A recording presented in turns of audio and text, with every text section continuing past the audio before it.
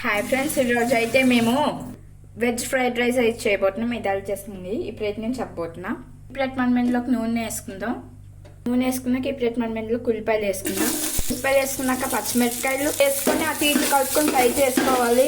మంచిగా అల్లం తెల్లుల్లి పేస్ట్ వేసుకోవాలి. ఇప్పుడు అల్లం తెల్లుల్లి పేస్ట్ పచ్చివాసన పోయేంత వరకు ఫ్రై చేసుకోవాలి. ఫ్రై అయిపోయాక క్యారెట్ వేసుకోవాలి. దాని తర్వాత క్యాప్సికమ్ వేసుకోవాలి. క్యాప్సికమ్ వేసుకున్నాక బీన్స్ వేసుకోవాలి. చిన్న తలుపుకొని వేసుకోవాలి. ఇప్పుడైతే మనం వీటిని బాగా ఫ్రై చేసుకోవాలి. పచ్చివాసన పోయేంత వరకు. మీ రైస్కి తగినంత ఉప్పు అయితే వేసుకోవాలి. చిన్న లైట్గా కారం వేసుకున్నాం, ఎందుకంటే ఇందాకలా పచ్చిమిరపకాయలు వేసుకున్నాం కదా. ఇప్పుడైతే మనం దీన్ని అటు ఇటు కలుపుకున్నాక మనం ఇందులోకి కొంచెం చిల్లీ సాస్ వేసుకుందాము. చిల్లీ సాస్ వేసుకున్నాక మనం అయితే ఇందులోకి సోయా సాస్ అయితే వేసుకుందాం. ఇప్పుడైతే మనం ఇందులోకి టమాటో సాస్ వేసుకుందాము. ఇప్పుడైతే మనం ఇందులోకి వెనిగర్ అయితే వేసుకుందాము. ఇప్పుడైతే మనం అయితే బాగా ఫ్రై చేసుకుందాము. ఇదైతే ఫ్రై అయిపోయింది. ఇప్పుడైతే మనం ఇందులోకి ఉడికించుకున్న అన్నం అయితే వేసుకుందాము.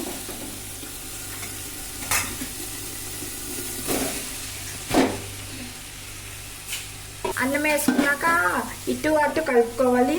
మాకైతే ఉప్పు కారం వచ్చి అయిపోయింది. ఫ్రైడ్ రైస్ అయితే అయిపోయింది. ఇప్పుడైతే మనం ఉల్లిపాయ ముక్కలతో గార్నిష్ అయితే చేసుకుందాము. మా దగ్గర కొత్తిమీర అయితే నిండుకుంది, మీ దగ్గర ఉంటే వేసుకోవచ్చు.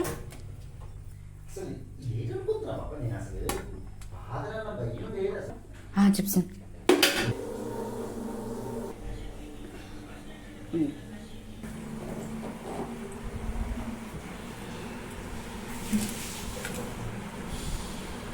మీకు కనుక విన్నొస్తే please do like, share, comment, subscribe to my channel. Thank you.